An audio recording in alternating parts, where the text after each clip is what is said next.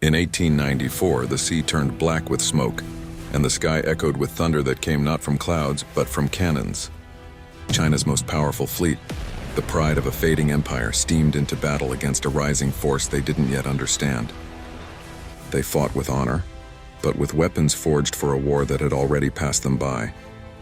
This is the forgotten battle, where courage clashed with change, and the waves swallowed an empire's last hope. In the waning light of summer 1894, the waters of the Yalu River Delta shimmered beneath the haze of cannon smoke and the looming shadow of war. For months, tensions between the Qing Empire and the rising Empire of Japan had been simmering, fueled by clashing interests in Korea and a century's worth of resentment, humiliation, and unspoken ambition. On the deck of the ironclad Ding Yuan, flagship of the Qing Empire's modernized Beiyang Fleet, Admiral Ding Ruchang stood motionless, his long queue swaying gently with the sea breeze. His eyes, weathered by decades of duty, scanned the horizon, where the silhouettes of Japanese warships had begun to emerge like ghosts from the mist. Behind him, his officers waited in stoic silence, dressed in dark naval tunics with crimson tasseled hats, the pride of a dynasty desperately trying to catch up with the West's relentless tide of industrial warfare. The Beiyang Fleet, once hailed as the mightiest in Asia, had been built with European advisors and German steel, proud symbols of a modernization effort that had come too late, and perhaps too shallow.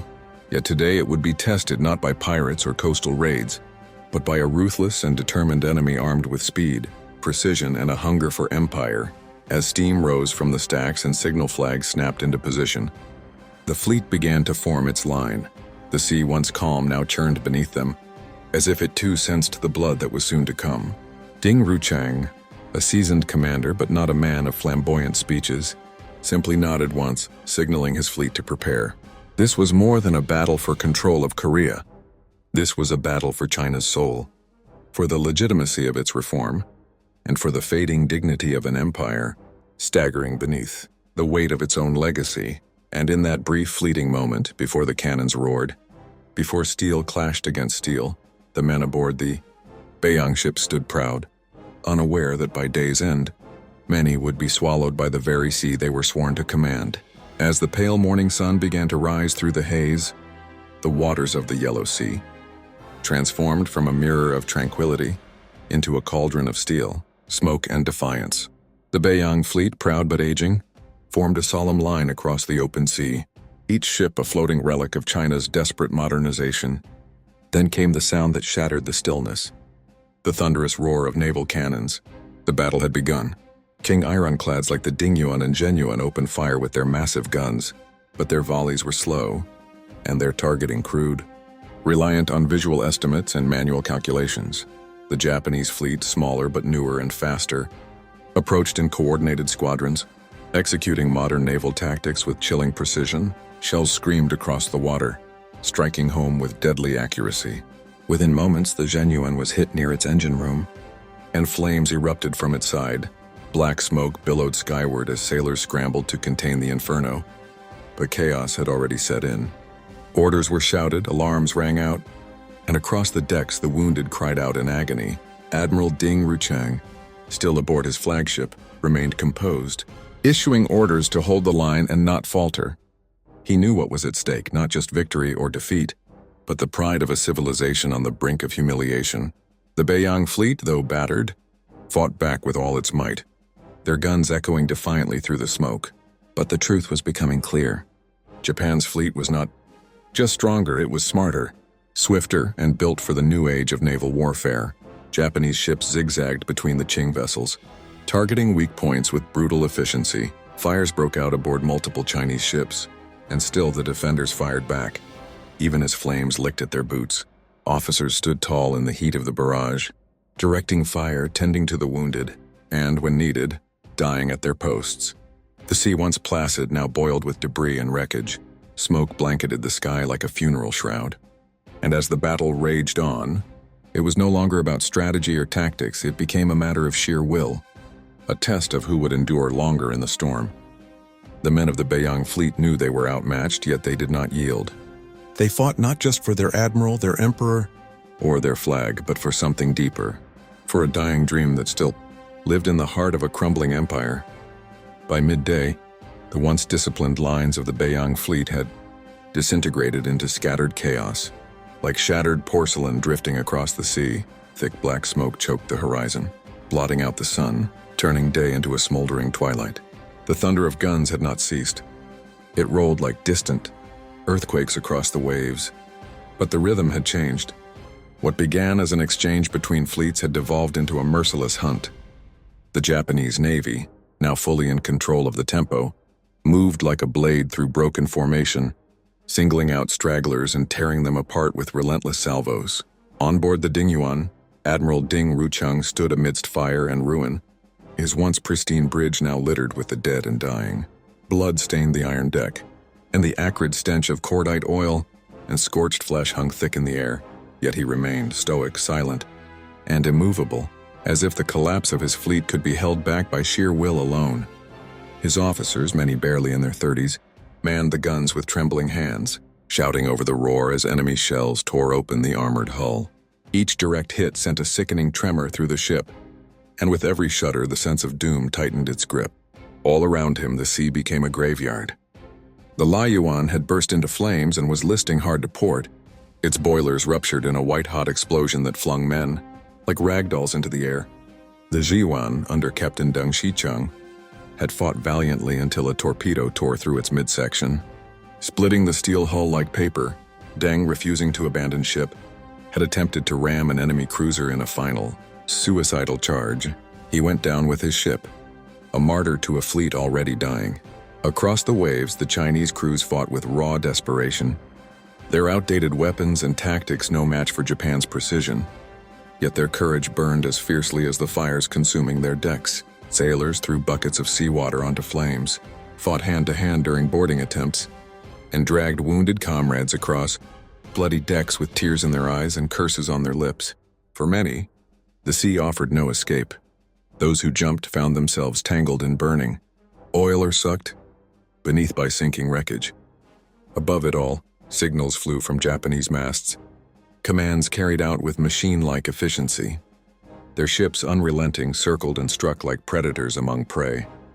They had achieved what many in Tokyo had hoped for but scarcely dared to believe: the utter dismantling of the Qing, Empire's proudest naval force, in a single, brutal afternoon. Still, Admiral Ding would not surrender. Word passed that he had refused to abandon the Dingyuan, even as it listed under repeated hits, even as smoke and blood poured from every crack in her once glorious armor. His refusal was not just stubbornness, it was grief. Honor and shame forged together. This was his fleet, his legacy, and if it were to die, he would die with it. The Dingyuan, like a wounded beast, groaned under the weight of its wounds but kept firing, one defiant shot at a time into the void. But even defiance could not change fate.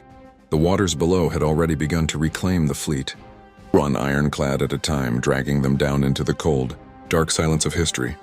As the sun dipped lower in the blood-tinted sky, the battle had become less a fight and more a slow, painful eulogy. The wreckage of the Beiyang Fleet burned on the horizon, like the dying embers of a once proud empire, where once 22 ships had sailed with banners fluttering in brass, glinting in the morning light. Now only a handful remained afloat, battered, bleeding, barely clinging to life. The Dingyuan, her side scarred and twisted, still floated but barely. Her guns silent now, her deck a mosaic of blood, ash, and shattered wood. Admiral Ding Ruchang stood alone near the command mast, his uniform blackened by soot, his face hollow from smoke and grief. Word had reached him. Every major ship under his command was either sunk, disabled, or drifting. The Japanese had begun rescue operations for their own. While still circling the last remnants of the Chinese, fleet like wolves around a fallen stag, no help would come. Korea was lost, and with it, the Qing Dynasty's final grasp on regional authority. Ding knew it. Everyone aboard knew it. But still none dared speak it aloud.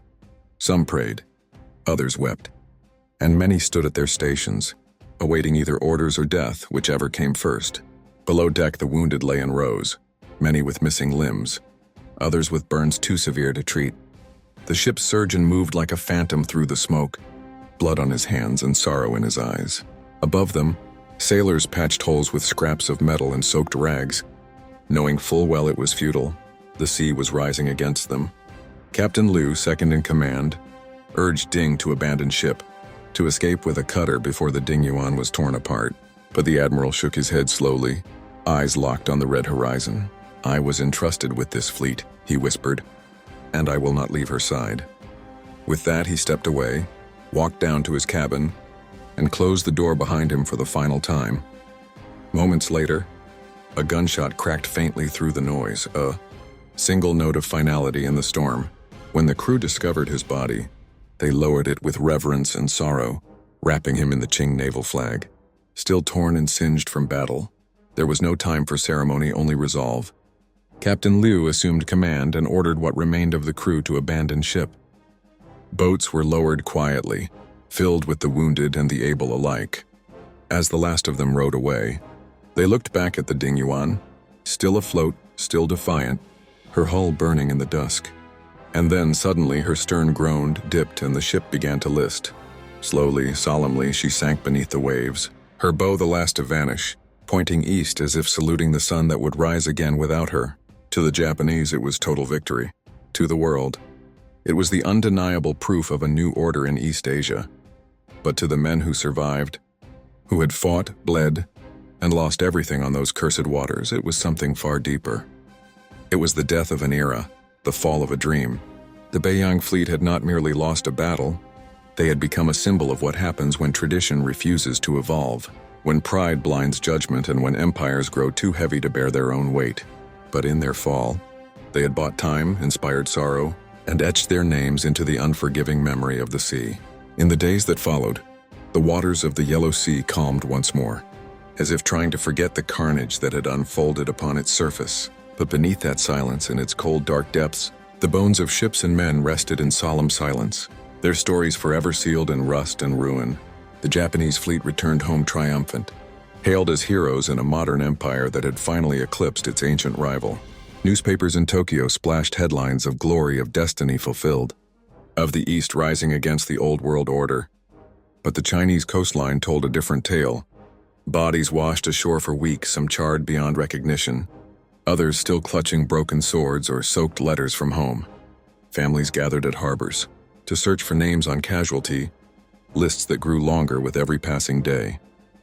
Some wept, some cursed the emperor, others stared out to sea, waiting for fathers, sons, and brothers who would never return. The Qing court, gripped by shock and shame, tried to conceal the scale of the disaster. Officials argued, blamed each other, and hid behind silk screens in the Forbidden City, while the empire trembled beneath them. In desperation, they declared the fallen heroes and issued hollow proclamations of honor. But no edict could restore what had been lost, not the ships nor the men, nor the illusion of invincibility. The Beiyang Fleet, once the pride of China's modernization, was now a memory, haunting and instructive. Its death was not just a military defeat, it was a reckoning. It exposed a painful truth, that steel bought with foreign coin and commanded by a fractured court could not stand against discipline, innovation, and unity. And worse, it laid bare how deeply the rot had spread in the empire's foundations. For every cannon that had misfired, there had been a bribe. For every ship that burned, a bureaucrat had delayed repairs. For every sailor who drowned, an admiral had been silenced by pride. And yet among the wreckage, something endured.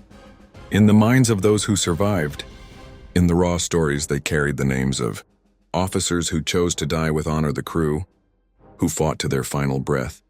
There lived a fierce dignity. They had stood unprepared and overmatched, but they had stood. They had not fled. In every burned hull that sank beneath the tide, there was a lesson written in flame, that courage without vision cannot triumph, and that an empire that forgets its people will one day be forgotten by them. The Beiyang sailors, now ghosts beneath the sea, would never see the revolution that would follow, or the dynasty's final fall, but perhaps that was never their burden. They had carried the weight of history on iron decks and gone down with it, not in shame, but in warning. And so the Yellow Sea remembers not as a battlefield won, nor as a war lost, but as a tomb for both glory and failure, where dreams of empire drift eternally through the current, and where the ghosts of proud men whisper to the deep, never again.